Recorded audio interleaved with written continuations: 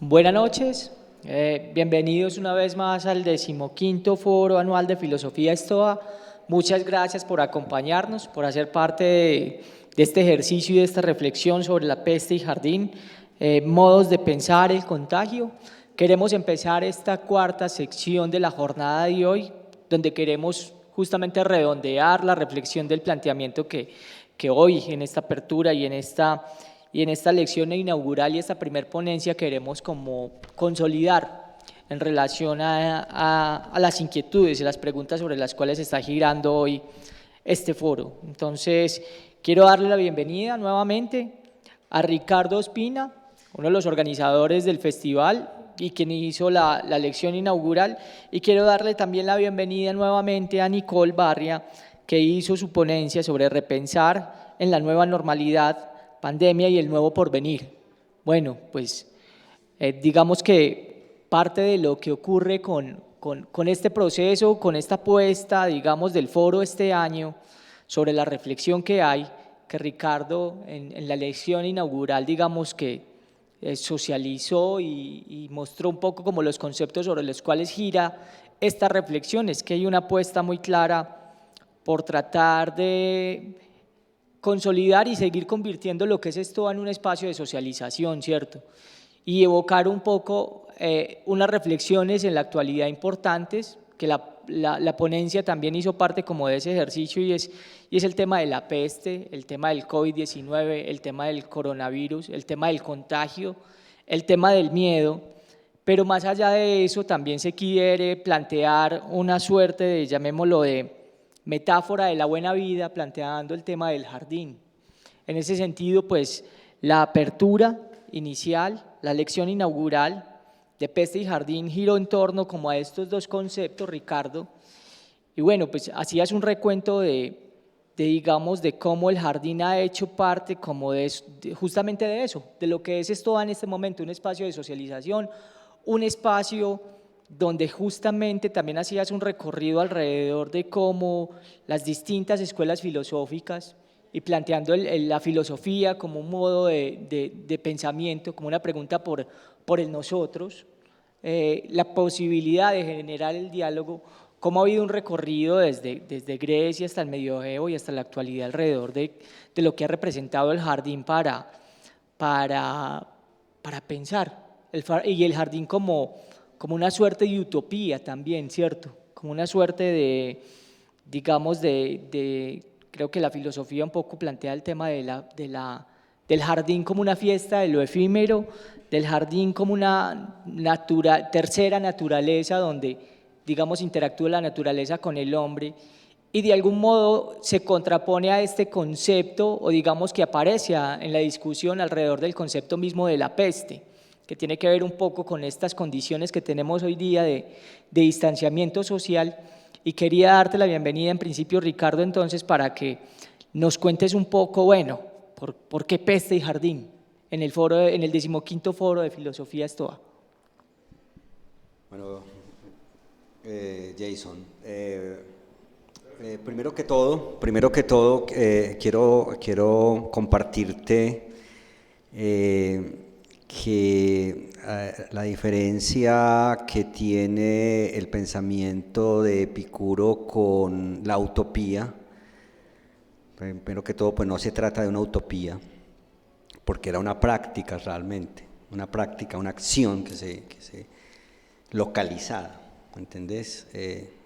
Toda práctica que se haga alrededor de un espacio de creación, un espacio alternativo de creación, no busca de ninguna manera salvar a nadie ni remediar los entuertos de la sociedad, pero sí propone dos alternativas. Una es la alternativa crítica, la alternativa de la puesta en cuestión, y la otra es la alternativa creativa. Y la alternativa creativa, a pesar de que en el mundo romano ese tipo de discusiones no existían, pero sí existía la posibilidad del obrar y de la acción como una potencia para contrarrestar las fuerzas violentas que desagregan las fuerzas de la muerte a través de un principio de vida que era, como lo mencionas, un modo de vida que era, en este caso, el hedoné, que siempre, como les dije en la charla, había sido malinterpretada, pues, como desde el placer, pues lo que nosotros llamamos normalmente placer, pero no porque Epicuro fuera enemigo del placer, por el contrario lo afirma y afirma el gozo, no iba a decir el goce, pero sí iba a decir el gozo, porque había una pregunta por ahí que diferenciaba entre felicidad y gozo, porque no es tampoco la felicidad. El que busca la imperturbabilidad lo busca es porque ha sido perturbado. Solo quien es perturbado por las cosas y dominado por ellas puede plantearse la posibilidad de la imperturbabilidad. Y en vez de plantearse la felicidad, que es un concepto posterior, se plantea más bien como un gozo, una especie de gozo de pensar, pero un gozo de estar también en el lugar en el cual vivir con poco es suficiente para dedicarse a la filosofía. Son los últimos momentos de Epicuro cuando le preguntan por qué desearía, ¿cierto? Y decía, no, solamente una copa, y que no os olvidéis de filosofar. Bueno, y en cuanto al título, pues surgió el año pasado nosotros teníamos planteado el tema del teatro filosófico, o la vinculación entre teatro y filosofía, una cosa que ha sido constante en la Stoa, pero habíamos decidido que ese iba a ser el tema específico porque considerábamos que también había una teatralidad filosófica. Pero cuando apareció el COVID, pues todo cambió y hubo un estallido también en la filosofía. Existe una filosofía de divulgación de la que hace parte Slavoj Žižek, o como se pronuncie, que también estalló con la epidemia. En vez de retraernos frente a eso y decir, miran a estos filósofos divulgadores cómo se ponen a hablar en público y a través de los medios de la filosofía, siendo que la filosofía es un asunto serio y de académicos. Nunca pensamos así, porque esto era una apertura y una puerta, sino que dijimos, es muy interesante que un filósofo argentino de apellido impronunciable, y Slavoj Žižek, y Alain Badiou y varios autores estaban pensando en la filosofía y la gente los estaba leyendo, y que la gente había comenzado a leer filosofía en estos tiempos de clausura, pues era la oportunidad de decir, bueno, Peste y Jardín. Entonces Peste y Jardín también nace de una tesis que hice yo, que se llama Peste y Jardín precisamente, pero no porque yo dijera voy a hacer un foro, ni tampoco Paula, coorganizadora, vamos a hacer un foro con la tesis tuya, pues ni más faltaba ese movimiento narcisista, sino que dijimos, ese título es interesante para hablar de Peste y Jardín y poder traer a cuento estas posibilidades de ese modo de vida que mencionas, y que da la posibilidad de que pensemos los distintos modos de contagio, no solamente el contagio de la peste, con toda su carga política, porque la peste tiene una carga política muy fuerte, sino también el contagio de la alegría, el contagio del amor, como lo mencionábamos ahora, el contagio del pensamiento y el contagio de la creación. Bien, gracias Ricardo. Pues claramente esta apuesta de Stoa, este proceso que también, digamos, se quiere reflexionar desde el Instituto de Cultura en relación a la peste y el jardín, es también como la apertura de un escenario pedagógico donde nos damos a la tarea de relacionar justamente el jardín y la filosofía. Ahorita que hablabas en la lección inaugural de que el jardín es un espacio de socialización especial para la reflexión, para provocar el pensamiento, pues justamente eso es lo que procura Stoa en esta ocasión, y queremos justamente también como tratar de dar apertura a esos ejercicios que nos devuelven un poco como la confianza en el mundo. Creemos que como el jardín estos espacios son importantes para renovar un poco como nuestras energías alrededor de nuestras apuestas sociales. Y digamos que en términos de la apuesta cultural en el Carmen de Viboral, pues tenemos un proyecto de sociedad y en ese sentido queremos convertir el Carmen en nuestro propio jardín, ¿cierto? En cierto modo lo es, incluso etimológicamente hasta la palabra se acerca al tema de jardín. Exactamente, entonces digamos que aquí también está dispuesto este escenario. Invito a toda la comunidad también para que nos hagan preguntas vía Facebook alrededor de este conversatorio, pero aquí hay un ideal de vida, aquí hay una apuesta, aquí hay una suerte de modelo ético al cual estamos aspirando y en el que estamos considerando justamente el jardín como ese sueño y como esa utopía de la esperanza que estamos procurando como alcanzar. Ahí paso a preguntarle a Nicole que nos ayuda a repensar en la nueva normalidad, la pandemia de nuevo por venir. Pues Nicole plantea algo interesante y es que el virus en sí, digamos que es un fenómeno y una suerte de acontecimiento biológico que ocurrió, ¿cierto? Que de algún modo nos determina en términos de coyuntura social, pero ella menciona también unos modos de contagio más amplios y habla de esa connotación política que tú le pones, Ricardo, de ese tema del contagio al miedo, de ese tema, pues, o el miedo como contagio también, perdón, y de ese asunto en el que de algún modo se reflexiona y lo esbozas con CISEC, el tema de la ideología, el tema de pronto de tener unos sesgos para lograr entender nuestra propia realidad y de asumir un rol desde el sujeto, digamos, para afrontar un poco nuestra real condición, ¿cierto? Pues yo quería preguntarle a Nicole para iniciar, ¿es posible repensar una nueva normalidad?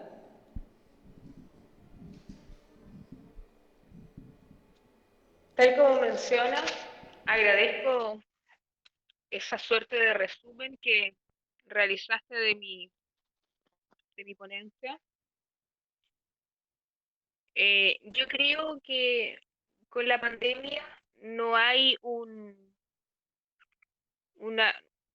una confrontación importante en tanto a dilemas sociales, políticos, ideológicos, culturales, previos o nuevos en este caso, sino que es solamente exhibir las reales estructuras sobre las cuales la sociedad occidental, en este caso, o la región latinoamericana en nuestro, en nuestro caso, creo que logro entender el proceso a partir de la metáfora del despertar, en el sentido de que pueden existir diferentes modos de despertar a nivel político, por ejemplo, pero esta pandemia logra como hacer un mix de todo esto y ponerlo y exhibirlo.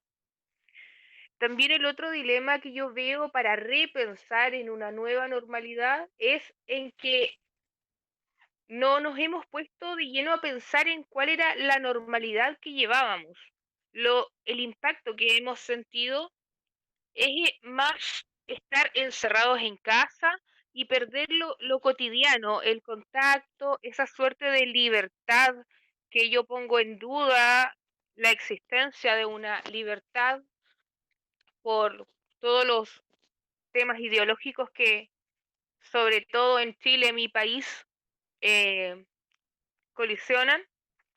Pero creo que la perspectiva temporal es demasiado estrecha eh, hoy por hoy para poder plantear o entender las lógicas o cuáles son las líneas o directrices sobre las cuales sí podría pensar en un porvenir, porque aún no somos capaces de entender el origen, la constitución y en última instancia tampoco sabemos cuál es el desenlace de este acontecimiento que nos llega a demostrar diferentes puntos, pero yo creo que esta construcción de una nueva normalidad debe ir enfocada en eh, o tener como base a la filosofía, que es lo que tú mencionabas y que también lo que Ricardo mencionaba ahora, porque son herramientas que más allá de lo disciplinar, que es como tal la disciplina filosófica, yo creo que todos, incluso personas como yo que recién estoy estudiando, tenemos que una responsabilidad ética y política, humana, y también respecto del futuro, de poder esto comenzar a detenernos y ver cuáles son los pasos que estamos dando ahora, cuáles son las lógicas que están siendo como manipuladas y cuál es la dirección que estamos tomando, porque lo cierto es que sí, podemos decir, no, estamos encerrados y no hacemos nada, nada está cambiando, pero las lógicas mundiales están cambiando y hay transformaciones muy importantes a niveles económicos, a niveles tecnológicos, a niveles culturales. Entonces, repensar en una nueva normalidad nos lleva primero a entender todo lo que deviene con la ruptura y la fisura de eso que nosotros entendíamos como normalidad y que también es complejo como articularlo.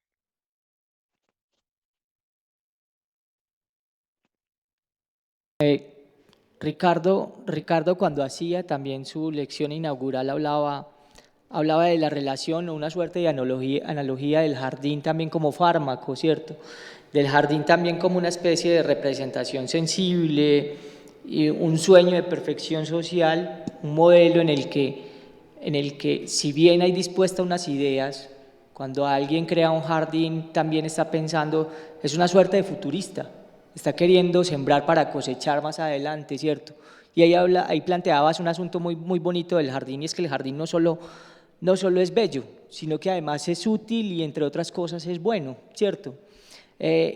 Nicole planteaba en la reflexión que ella hizo en su ponencia de que, bueno, de algún modo Zizek y Michel Serrer cuando hacían como esta reflexión sobre la modernidad o el mundo actual, hablaban de que no es necesariamente el éxito material la garantía de la vida y un poco creo que ahí es donde ha sido mediada la ideología de nosotros como occidentales, la ecuación occidental yo creo que ha estado marcada un poco en ese sentido, ¿cierto? Y tú planteabas algo con el jardín cuando hacías el recorrido, y es que no es de pronto esa riqueza material o ese éxito material, sino, lo mencionabas empezando esta charla, el gozo, ¿cierto? Y el asunto que queremos reflexionar en este foro y es el cuidado, un poco. Y en el cuidado, hablando del jardín, ese asunto de lo bueno, de lo útil, de lo bello, pues ocurre algo y es que, claro, de algún modo estamos asociando el jardín a un ejercicio como de relacionado con la armonía, con las proporciones, con el equilibrio, pero ocurre algo con la naturaleza misma, y lo digo es en términos de la metáfora de cómo construimos nuestro propio jardín, cómo el Carmen de Iboral, por ejemplo, en este caso está pensándose su propio jardín, cómo está, digamos, generando su jardín a partir de sus propias singularidades, y ahí surge algo que Nicole planteaba con la normalidad, eso, si la normalidad es la misma en un lugar u otro, ¿cierto? Ese asunto del orden que lo mencionaba con Michel Serres, o de la noción, o casi que el asunto del orden también marca una frontera, y es que crea unas condiciones de desorden. Digo toda esta reflexión para plantear algo, Ricardo, que quiero preguntarte, y es que, de algún modo, el jardín también tiene una condición de arte de la crueldad. Es decir, el jardín, cuando yo tengo unos propósitos hacia la naturaleza y una disposición hacia ella, yo también la planifico, yo también la controlo, yo también la condiciono, ¿cierto? Y digamos que para eso, para construir mi propio entorno de normalidad, por llamarlo de algún modo, ¿tú crees bueno, que el discurso alrededor, digamos, de la actualidad o esa propuesta de jardín que podemos generar hoy día en la actualidad, hablándolo ya sea en términos locales o un poco más conceptuales para expandir el pensamiento como hacia otros horizontes, ¿tú crees que en qué modo se puede dar? ¿Cómo dar pasos para abonar ese jardín, para sembrar ahora y cosechar después? Wow. Bueno, sí. Jason, cuando empezaste, mencionaste Creo que es la fortuna que tiene la filosofía, que ella se cuela en una especie como de subconsciente mental, no hablo del inconsciente, sino un subconsciente mental, y ese subconsciente mental aparece de una manera milagrosa, en el mejor sentido de la palabra, cuando en tus palabras aparece la palabra bello, bueno, útil, ¿cierto? Bello, bueno, útil, eso es griego, ¿no? Aunque si exploras también en el pensamiento inca, y asombrosamente habla de la bondad con las cosas y de la necesidad de darle un propósito a ellas, ¿cierto? Y también de darles una especie de construcción que, bueno, que pone como en tela de juicio también la idea de armonía, porque si bien la armonía también es un ideal griego, lo que descubre Michel Serres, y lo voy a conectar con lo que estás diciendo, es que como tal no existe la armonía, lo que existe es la turbulencia. O sea, la naturaleza se presenta como turbia, turbulenta. El modelo que él trae es el de los torrentes. Y menciono también a Serres, porque Nicole lo mencionó y porque Serres es uno de los estudiosos de la filosofía del jardín. El clinamen es la manera en cómo la naturaleza siempre está generando a partir del desorden algo que no existía. Sí, algo que no existía y que, bueno, sí, por supuesto, cuando siembras un árbol o cuando siembras una planta, pues ejerces sobre ella una fuerza, y una fuerza que desvía a la planta o desvía al árbol de su sola aparición en la naturaleza. Si la naturaleza y las plantas estuvieran sin nosotros, estarían ahí, en ese juego continuo de turbulencia que produce la naturaleza. La naturaleza puede desaparecer, incluso la naturaleza que nosotros conocemos, la tierra misma se inclina y desde un punto de vista volcánico, como lo dice Michel Serres, puede llegar a liquidar sus propios principios, incluso biológicos, y transformarse en otra cosa. Este mismo planeta se puede convertir en un desierto. Pero mientras tanto, y esa es una filosofía que me parece muy importante, mientras tanto, más allá de las tendencias suicidas que tengamos que nos dicen que vamos a desaparecer como especie y todos estos miedos que nos meten, más allá está el mientras tanto. Pues por eso es una filosofía de el aquí y el ahora, es una filosofía de que aquí y ahora la alternativa la tienes en cada momento. En cada instante tienes la alternativa de hacer algo con lo que te rodea. En este caso, entonces, la metáfora del jardín funciona como un elemento ético, como vos lo mencionás. Es decir, aquí en cada caso, mencionas al Carmen de Viboral, aquí en cada caso, ¿cuál es la acción continua y en el tiempo y en el clinamen? Es decir, haciendo declinar la naturaleza y enfrentándose a las fuerzas del caos. ¿Cuál es la fuerza y cuál es la intensidad que actúa en el instante y en el momento en que tengamos que tomar una determinada acción? ¿Cierto? Una determinada acción que ya para el caso de la colectividad o el caso del pueblo, tiene también el mismo principio. El ejemplo de Nicole con la emancipación en Chile, pero que también está ocurriendo aquí en Colombia, es una manera también de contrarrestar las fuerzas del dominio extremo de la naturaleza. Entonces lo que hay es una proporción, pero no es una proporción armónica, es una proporción en donde lo poco funciona como una medida posible para transformar la realidad. Es decir, la naturaleza caótica por ella misma produce dos posibilidades: o una posibilidad de que seamos amos y dueños de la naturaleza y que definitivamente la destruyamos, porque al destruir la naturaleza destruimos la convivencia humana. Entonces es el extremo del poder, la lujuria del poder. El capitalismo salvaje es eso, es decir, no hay un control sobre los desechos plásticos, no hay un control sobre la contaminación química, sobre la contaminación visual, no hay un control sobre ello. Entonces, ¿cuál es la alternativa que nos queda? Hacer transformaciones desde lo pequeño. No podemos hacer transformaciones desde lo grande porque sería demasiado, pero una transformación desde lo pequeño genera una potencia de transformación inusitada. La multitud que saltó en Chile y la multitud que está saltando en Colombia sigue siendo pequeña. Es múltiple, pero sigue siendo pequeña con respecto al gran poder. Pero hace clinamen, es decir, produce transformación, produce cambios y produce cambios imprevisibles que están produciendo todo el tiempo el porvenir. Entonces es una filosofía de la acción y es una filosofía de la acción práctica que permite que en cada caso cualquiera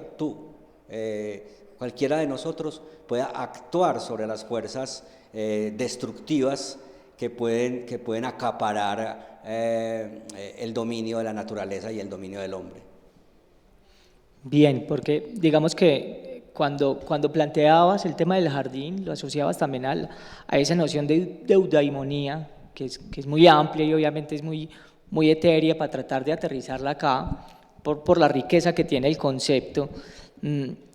Pero lo menciono es porque, claro, eso, cuando pensamos en esa eudaimonía, de algún modo depende también como de eso, de esa condición de humanidad que un poco Nicole también estaba planteando con Michel Serres, y el discurso, por ejemplo, poniéndolo en términos del jardín, tiene unas condiciones iconográficas, es decir, el jardín es distinto para cada cual, o para cada entorno, o para cada territorio. Cada uno de nosotros tiene la noción de su propio paraíso, por decirlo en algún sentido, ¿cierto? Y en ese sentido vale la pena preguntarnos por esa noción de paraíso, y lo menciono y aquí paso a preguntarle algo a Nicole, es porque, claro, digamos que el jardín ha permitido esas reflexiones desde donde lo planteabas, el academos platónico, el liceo aristotélico, un poco el jardín de Epicuro, ¿cierto? También los pitagóricos, Gorgias incluso preguntaba en el jardín, bueno, ¿cómo vivir? Platón, mientras llegaba de la oscuridad al amanecer recorriendo jardines y otros lugares, pues también llegaba como a esas preguntas sobre el ser y a esa condición de que, si bien el jardín, por ejemplo, hasta Foucault habla del jardín como un asunto de heterotopías, como distintas utopías, variables utopías, de algún modo, creo yo, Nicole, tal vez mi desconocimiento habla alrededor de eso, Zizek y un poco Michel Serrer, cuando hablan del tiempo presente, hablan desde una condición más bien desesperanzada, casi que desde una condición en la que proponen un pesimismo constructivo, ¿cierto? Partamos de la decadencia, partamos de reconocer que estamos en una suerte de falsa conciencia. Por aquí encontraba yo algo y es que, por ejemplo, Zizek habla de, no es falsa conciencia de un ser social, sino un ser en la medida que está soportado sobre la falsa conciencia. Y te digo eso para partir a darte la palabra sobre una inquietud, y es que pensando ese tiempo presente, pensando esa crisis, que bueno, que si lo vemos al modo de jardín es una noción de cambio, y esa transformación de por sí puede ser positiva, también depende un poco de nosotros, pero al modo en que lo mencionabas, Nicole, sobre Zizek y sobre Serres, mencionabas un asunto, digamos, muy cercano a la deshumanización, ¿cierto?, del tiempo actual, del tiempo presente. Y la pregunta aquí sería, Nicole, bueno, un poco al modo en que lo hacía Gorgias, ¿cómo vivir? ¿Cómo asumir esa condición? Tú que hablabas un poco de que, por ejemplo, hoy día una expresión de ese florecimiento del jardín son, por ejemplo, los movimientos sociales, esa posibilidad de crear nuevos sentidos, de producir nuevos sentidos, se da, pero que de algún modo es cooptado por las ideologías imperantes. Por eso que hace un rato mencionaba como la geometría occidental que nos condiciona, ese ejercicio de tener que defendernos todo el tiempo de la materialización que hoy en día trae el mundo, ¿cierto? Ahorita que hablabas de tecnología y que hablabas un poco como de eso. No sé, Nicole, ¿qué nos puedes compartir?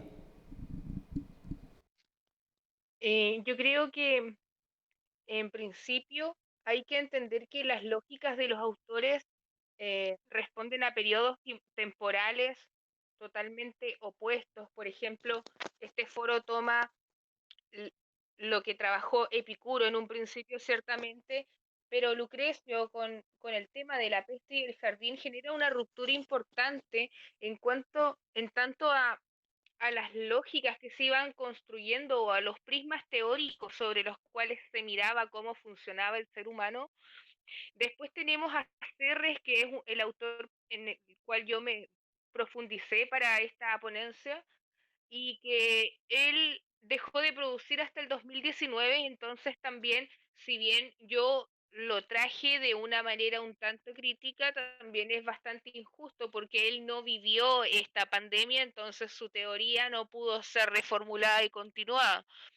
Es demasiado positivo también respecto del rol que juegan las tecnologías, porque no considera cómo colisionan en el tema de los avances tecnológicos, la globalización, todo lo que es la ideología y cómo los modelos, en este caso capitalistas, neoliberales, van generando y produciendo estas nuevas tecnologías. Por otro lado, está Gigi, que tal como mencionas, tiene una postura bastante pesimista respecto de cómo funciona, cómo funcionábamos, y mucho más pesimista y radical respecto de el porvenir y todo lo que deviene con la pandemia, porque precisamente como mencionaba Ricardo Espina hace un rato, eh, hay ciertos movimientos y hay un reaccionar que está rompiendo ciertos esquemas que parecían estar establecidos, como los movimientos sociales que están desplegados en diferentes partes del mundo, que generan rupturas en los simbolismos que estaban encriptados dentro y eran parte del modelo neoliberal, y tenían un componente político, económico y segregativo importante dentro de estos países, pero tal como mencionaba, son muy pocos. Por ejemplo, ahora en mi país tuvimos esta victoria del apruebo, que si bien es un punto importante respecto del giro de la historia del país, de romper ciertos significantes que estaban profundamente marcados con conceptos tales como represión, violencia, vulneración de derechos humanos, etcétera, y estos significantes son reemplazados por significantes o simbolismos del pueblo. ¿Cómo vivir? Yo creo que tu pregunta eh, ev- evoca como una especie de saber absoluto, que yo creo que es lo que intenta romper este foro, que Ricardo mencionaba mucho, el tema de que sus posturas eh, van enfocadas a levantar la cultura, a difundir el saber, los temas de la subjetividad, de cómo se abren espacios, por ejemplo, de libre acceso, de apoyo, de sostén, de construir también nuevos espacios. Y creo que responder el cómo vivir o cómo podríamos vivir es demasiado arriesgado, porque la brecha, la perspectiva histórica que tenemos ahora para poder dar una respuesta de cómo estamos funcionando, qué va a pasar, es muy limitada. Si bien podemos generar ciertas aproximaciones por todo lo que está pasando a nivel político, ahora las elecciones de Estados Unidos, por ejemplo, que es un país muy bárbaro y nadie sabe qué va a pasar cuando se obtenga el resultado, y que sin duda a nivel económico que hayan cambios importantes en ese país también nos toca a nosotros como latinoamericanos. Entonces yo creo que cómo vivir, la respuesta es, la pregunta sería, ¿cuántas formas de vivir nuevas se van a poder articular a partir de este punto de ruptura que tenemos como humanidad? Porque todas las pestes, desde la peste bubónica, esta peste que duró 100 años, tuvo fuertes cambios, mejoras. Pero tal como mencionaba la frase de Gijek, de la historia no aprendemos absolutamente nada, sino que vamos repitiendo y vamos a ver qué genera esta ruptura. A propósito de lo que están diciendo, voy a leer parte también del poema de Lucrecio. Parte no, una manera de leer el poema de Lucrecio, por Michel Serres. Él dice así: el infierno está aquí, no tenemos necesidad de dioses crueles para inventar torturas y castigos, o para refinarlos. No parece que sea el diablo quien quema a fuego lento a los prisioneros, quien forja las armas o prepara la guerra, o al contrario, sucede que conocemos bien al diablo, lo hemos visto, no está escondido, ni es legendario. Así pues creo en la leyenda siempre que pueda leerla con claridad. Sus figuras no están situadas fuera del espacio y del tiempo, después de la muerte, sino aquí y ahora. Son prácticas de muerte. No es que sean producidas por la muerte, al contrario, ellas la producen. No son las pálidas tinieblas del Aqueronte, exangües e impotentes, las que erigen las prisiones o arrojan los cuerpos desde lo alto de la roca Tarpeya, quienes pagan a los verdugos, flagelan o colocan en la picota. Es como si estuviéramos hablando del ESMAD o de los pacos, ¿no? Los torturadores, la pez fundida, las antorchas y los hierros candentes están entre nosotros. Y no es Sísifo quien agita el hacha tras el pueblo, o bien Sísifo se encuentra entre nosotros, en el tiempo, allí donde estallan los disturbios. ¿Cómo no creer en ello cuando lo sufre nuestro propio cuerpo? Por otra parte, leemos en el libro quinto: el poder, el honor, la ambición, el imperio y la realeza son el camino hacia la cumbre y hacia la cima, pero también una vía de caída hacia el báratro del Tártaro. Sísifo es un rey de la historia. En otras palabras, el infierno es la dominación, el infierno es la historia. Sin embargo, cuando hablamos de infierno, hablamos del Tártaro, pues entonces la figura más romana, ¿sí? Que también se contrapone al jardín, que por supuesto no es una figura judeocristiana, ¿sabes? Porque ahorita mencionabas el paraíso. Creo que no puede ser el paraíso. A lo mejor sea el paradiso, como lo dice José Lezama Lima, es decir, la fuente de creación. Y la fuente de creación es un clinamen, es un punto de incidencia sobre los acontecimientos que produce otros acontecimientos. Es decir, hoy estamos, por ejemplo, asistiendo a una revolución molecular producida por las mujeres. Pero, ¿dónde estalló eso? ¿Cuál fue la semilla? La semilla fue singular. La semilla pudo haber estado en las protestas en los Estados Unidos de corte proletario, pero la semilla también pudo estar en un escrito de Virginia Woolf. La semilla pudo haber estado en Hipatia de Alejandría. Sí, era un clinamen, un punto de incidencia que luego se vuelve molecular, y al volverse molecular puede estallar en cualquier parte, así como estalla, digamos, la primavera árabe o la protesta, el paro nacional o las protestas en Chile. Ricardo, para aprovechar, porque sé que el tiempo es muy limitado, quiero hacerte una pregunta y luego a Nicole para hacer el cierre. Bueno. Y es que cuando hablabas del jardín, digamos que uno logra pensar, al menos esa imagen me la lograste como instalar, y es que el jardín es una obra de arte viva, ¿cierto? Exacto. Y ahorita que estás mencionando este tema de dónde germina la semilla, por decirlo de algún modo, uno podría plantear ese asunto del jardín como una suerte de florecimiento personal también, de pensar el jardín como una escuela de virtudes éticas, un poco a lo que mencionaba Nicole con Michel Serrer. ¿Cuál es probablemente eso que planteabas al principio, para que termines esa reflexión que estás haciendo, digamos, la posibilidad de entender ese jardín como fármaco, ¿cierto? Y ese fármaco muy centrado en esa condición que lo estás diciendo, de cuál es el origen de las cosas. De algún modo Nicole lo esbozaba en su ponencia, y es que tiene que ver con un asunto de humanidad, ¿cierto? Con una suerte de condición, de construcción del sentido sobre nuestra propia realidad, superando incluso la ideología. ¿Qué pensás de eso? Mira, el fármaco tiene una doble acepción, es al mismo tiempo remedio y veneno. Todo fármaco tiene esa doble acepción, remedio y veneno al mismo tiempo. Entonces, la posibilidad de que sea veneno, creo que está en nuestra reactividad. Yo creo que todo lo que piensa en términos de dominación, todo lo que piensa en términos de colonización, en términos de racismo, en términos de segregación, es un veneno. Pero si comenzamos a pensar bajo una apertura distinta, si el clinamen, la declinación, el asalto que nos da como el instante en nosotros, nos hace pensar de otra manera, creo que eso salta. Y eso salta y se convierte en germen y se convierte en semilla, ¿cierto? En algún lugar ha de saltar.